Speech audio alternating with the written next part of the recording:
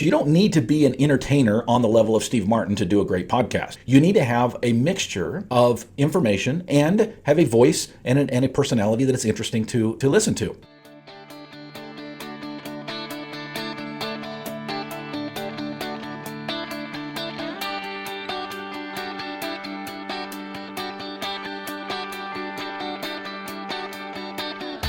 Originating from deep inside the Rocky Mountains, transported through the power of the internet, and arriving inside your tiny earbuds. It's the Appraiser Coach Podcast, helping appraisers increase their efficiency, quality, and make more money. Here's the guy who makes it his life's mission to create value for real estate appraisers nationwide. Your host and the Appraiser Coach, Dustin Harris. Welcome to the program, everybody. Normally we talk about, appraisal issues, and though this is an issue that is related to appraisals, we're going to divert a little bit today and talk about podcasting. What it is, how you get involved, and any tips and tricks that I can give you, it would be my pleasure. Also, my pleasure to tell you about some great companies out there who sponsor this program. Of course, Alamode is the leader in report writing software because of the internal tools and external tools, such as mobile, that allows you to do more. Check them out by going to alamode.com or 800-ALAMODE. Spark for appraisers. Folks, if you want to save time by having a program, not a human being, import data flawlessly, Spark is for you. Check them out by going to sparkforappraisers.com, sparkforappraisers.com. Finally, OREP is a great sponsor here of E&O. Folks, if you're looking for a great E&O company, or if you don't care, right? And in all honesty, many of us don't even think about E&O. You should, and you should think about OREP, OREP.org, OREP.org. Well, folks, over the years, it's not frequent, but once in a while, someone will reach out to me and ask for advice on podcasting. I've been running a podcast here for, well over 7 years. We've got, 1,000 episodes almost in the hopper, and a lot of fun over the last several years. And I mean that. It's been a lot of fun. I know it can be intimidating. There's a lot of reasons to get into podcasting, right? One of them, probably first and foremost, is marketing. The two rules of marketing, you've heard me say this before, are be known and be known as the expert. Podcasting does both of those. If people can find you, if they do find you and they get to listen to you and trust you, and you have some inkling of what you're talking about, they will continue to gain trust, and that might lead to appraisals. That might lead to other things that you might be working on. And I've had people reach out to me for advice. Dustin, how would you do this? What kind of equipment would you buy? How would you set this thing up? And I want to go through those things, but I want to start with the question about a script. I want to start with this question that probably is the most frequent question that I get when it comes to podcasting. And that is, Dustin, where do you come up with the information that you share? And do you have a script in front of you? Well, folks, if you've listened to my program for any amount of time at all, you know very well that I don't have a script. It is very much off the cuff. It is very much off the top of the brain. But that wasn't always the case. In the beginning, I did have a script. Now, it only lasted about 1 or 2 episodes, but folks, you can tell. If you go back to the original first or second episode of this program years ago, if you can even find them, right, go back and listen to those first few episodes. They're very static. They're very robotic. They're very impersonable. They're very embarrassing. So I learned very quickly that that's not what people want. They don't want just information, and that is key here. This is one of the principles that I want to teach today if you're interested in getting into podcast.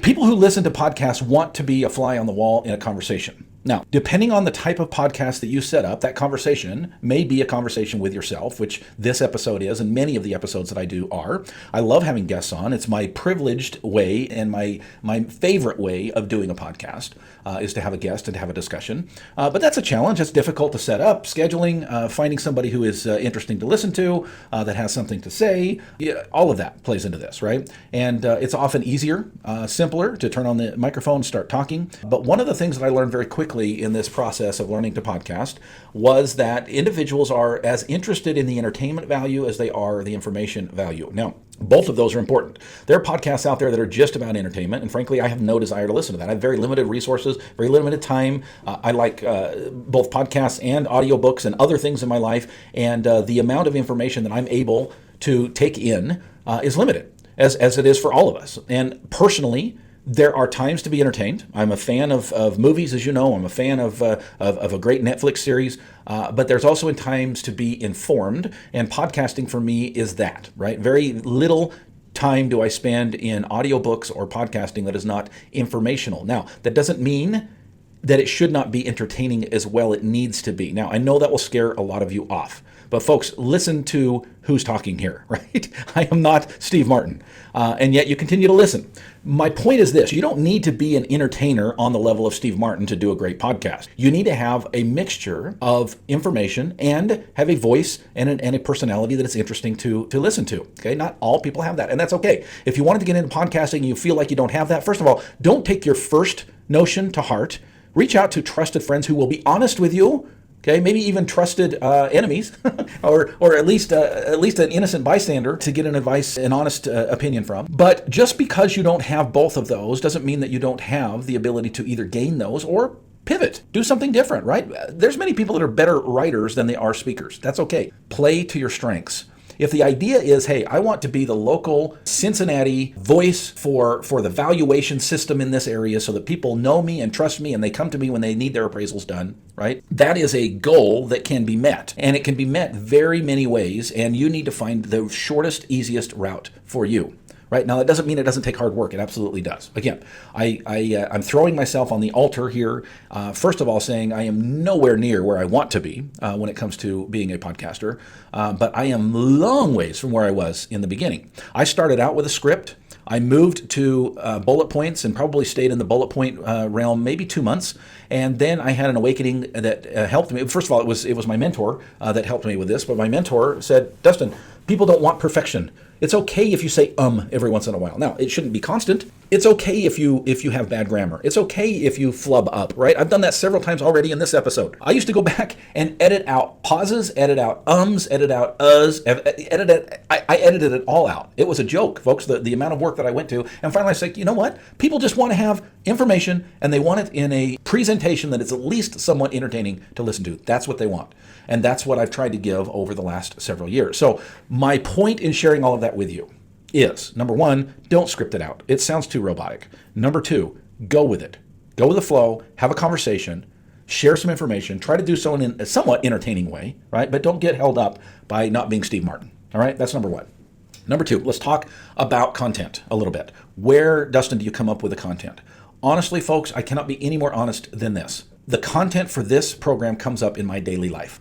I think one of the reasons that I've been successful as a podcaster is, number one, I'm an active appraiser, and therefore I experience the same things that you're experiencing on a day-to-day basis. When I'm out shooting a sketch, if you will, with a laser, and I run into an issue or a problem or a tip or a trick, I think to myself, oh, I should share that with my audience. That's where that content's coming from. If I run into a problem, if I run into a success story, or on another level, I'm an active coach. I actively and daily coach other appraiser business owners. And therefore, a lot of the content that ends up on this episode, or this show rather, is, see how I did that, right? See, not going to edit that out. I'm leaving it in. I'm a human being. I say the wrong words. I correct it. I move forward. Just a little principle there. The idea is that, number one, I'm experiencing these things daily by myself. Number two, I have an opportunity vicariously to live through hundreds of appraisers at a time that I'm actively coaching and actively spending time with. Therefore, there's a plethora of information out there. Now, you might say to yourself, well, Dustin, I'm not coaching. I don't necessarily have that same opportunity that you have. Well, folks, here's the thing. First of all, you have to decide what it is that your podcast is all about, right? And if it's about coaching other appraisers, well, then you probably ought to be actively coaching other appraisers, which I highly recommend and encourage, by the way. Number two, my guess is that if you're interested in podcasting on the valuation side, well, you just have to be an active appraiser and be dealing with the things that active appraisers are dealing with. If you are going to answer the questions that come frequently from agents and from homeowners, all you have to do is simply pay attention to what's going on. If you're at a property and you are talking to a homeowner and the homeowner says, I think my house is worth $150 a square foot, and here's why. That's a great opportunity to educate that homeowner on why price per square foot is not the best indication of value. And then, voila, all of a sudden, you have a podcast episode you can now put out there and say, hey, folks, maybe you have questions about price per square foot. Let me talk to you a little bit about that and why that's probably not the best approach to value. You're basically reiterating the same conversation that you had in that house earlier that morning on a podcast microphone to the whole world. Which brings me to my next topic, equipment.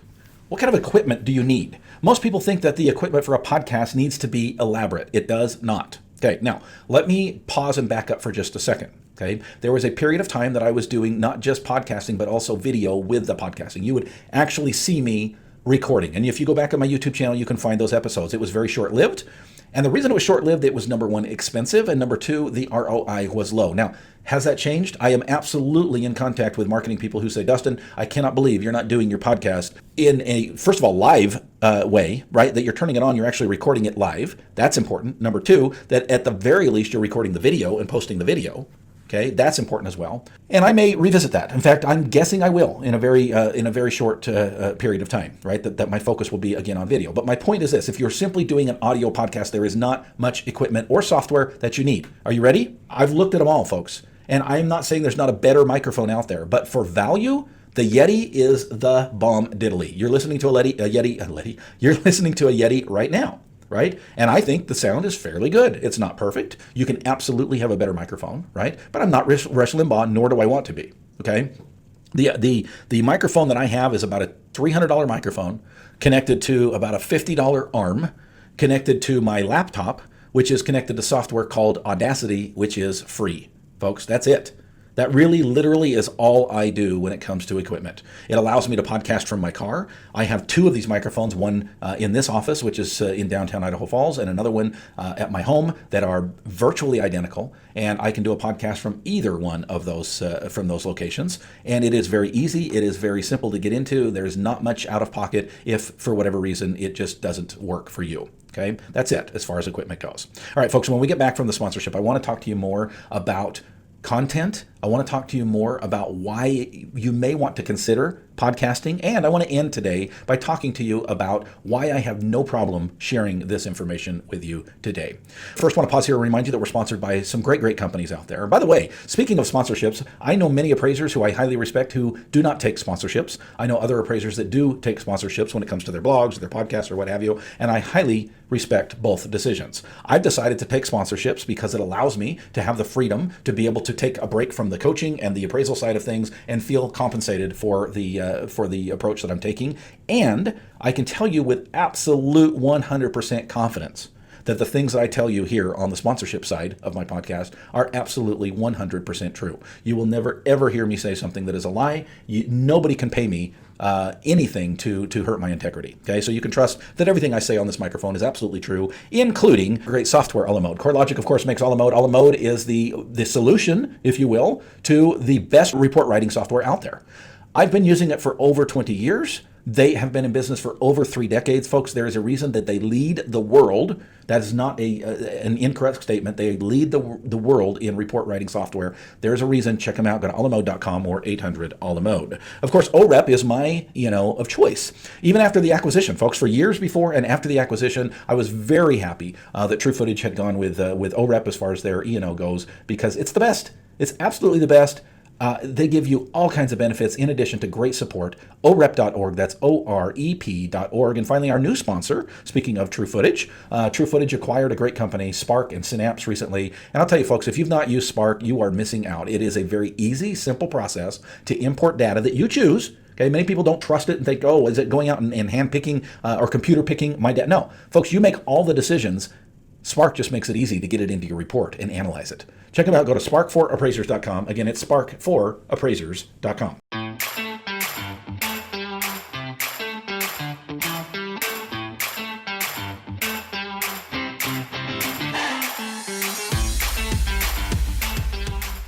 And we're back, folks. We're talking about podcasting today, and we've talked a little bit about equipment setup. I want to talk a little bit about scheduling. This may come as no surprise to you. A great thing about podcasting is typically they're not live. Now, you can do live podcasting, and that's fine. I don't. I choose to pre-record, if you will, and do a little bit of editing. I really don't do a whole lot of editing. In fact, let me just chat with you a little bit about that. My podcast editor is located in the Philippines. She is fabulous. She is wonderful. She is inexpensive. It's really not that difficult to get content and then send it off to get edited. She puts the music in. She cuts out some some flubs. Some of them she'll put at the end sometimes as an Easter egg just for funs. And she's great, right? This idea, though, of live podcasting, a little bit freaky, a little bit scary. I think I'd be fine with it. But if that scares you, just remember that you can edit out things that you need to. You can do as many takes as you like. So don't get intimidated by that side. But a lot of times I'll sit down. In fact, today I'm going to record 2 episodes. I've got another episode that I'm going to do right after this that will be a mini-sode. It's a topic I've already got in my head that I know exactly what I'm going to talk about. I'll just tell you, I'm going to record this episode and the one on office managers and why an office manager is important to right after I get done with this particular episode. Typically, I will sit down. I've sat down, actually done 12 episodes in a day, believe it or not. That's not typical. I'm pretty worn out after that. But it's not unusual for me to do 2 or 3 episodes in a day, can them up, and just put them at the end of the line. And you might hear, maybe 2, 3, sometimes 6 or 8 weeks down the road is when it actually gets aired. So that's another thing to keep in mind with podcasting is you can do them in chunks and be gone, if you will, for a couple of weeks and everything flows. Now, when things are breaking, as they say in the journalism world, when things are important, you'll find that I'll squeeze some things in there. It's often that I'll record an episode on Friday and we have it edited to actually air on Sunday that quickly because it's such a timely topic. But that's not typical. Content, right? The content comes from your day-to-day. It comes from talking about things that you already know. This is one of the things that I talk about often with my coaching students who are a little bit intimidated about standing in front of a realtor group and having a class, if you will, discussion, a presentation on something. They think, well, what if they ask me a question I don't know? Folks, trust me, when it comes to valuation and appraisals, you in that situation are the smartest person in the room. Now, when it comes to podcasting, right?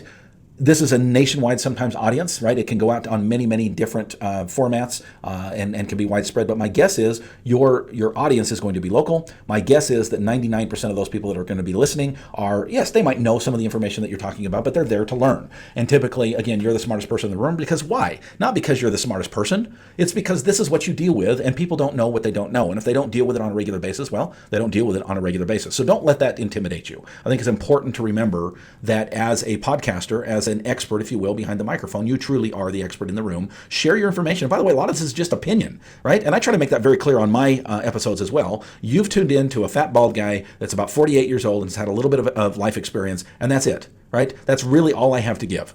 Now, if you keep coming back, that to me is a signal showing that at least some of the information that I'm sharing with you is valuable, and that should be your goal. I want to talk a little bit about how to get that information out there. Folks, there are all kinds of platforms that are used. I don't necessarily think one is better than the other. Years ago, when we were researching this, I did a lot of deep diving into the different formats and different platforms. And I basically came up with 2 that I thought were pretty decent. And then at that point, it basically came down to price. Libsyn is the format that I chose. The nice thing about podcasting platforms is you can click buttons and they literally will send them out to the world, right? You can find my podcast on Spotify. I never did that. I didn't go to Spotify and sign up to be a part of their platform. I simply am part of a platform that pushes it to Apple iTunes and Spotify and iHeartRadio and you name it, right? Now, there's some other things that are not necessarily mixed in there that we've got to do manually, such as the YouTube thing, but they're pretty simple to make sure that they get pushed out onto, okay? So you'll need to find a podcasting platform, the ability to be able to take the audio that you've done, that you've edited, and send it out that way,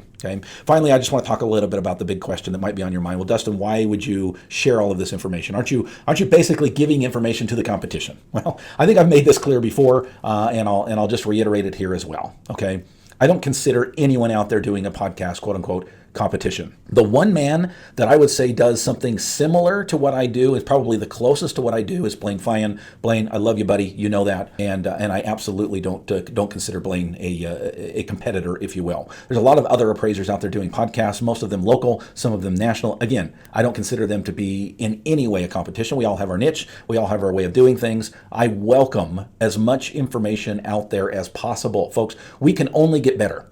And the more information that is available, the better together we can get. And I really mean that. Please reach out to me if I can assist you in any way to get started on this journey. I highly recommend that we get more voices out there on the appraisal side of things. And I would be honored and privileged to help out in any way possible. You know, the other way I would be love to help you is through the coaching that we talked about earlier, folks. I am doing more and more of this. Ever since the acquisition, I've had more time to do coaching, and I've had more and more individuals coming to me. One of the big topics right now has been the increased interest rates, the lower volume. Dustin, what do I do to build my business back up? And I have successfully been able to help multiple appraisers do that very thing. It would be my honor to do that for you as well. Please reach out to me. You can simply go to my website, theappraisercoach.com. Up at the top, click on the coaching tab and sign up for a session. We'll see you there. You've been listening to the Appraiser Coach podcast with Dustin Harris. If you like what you hear, please give us a 5-star rating and post a short review on iTunes. For more in-depth insider information on how you can make more money as a real estate appraiser, visit theappraisercoach.com and sign up for the All-Star team today. Thanks for joining us. And now, get out there and create some value.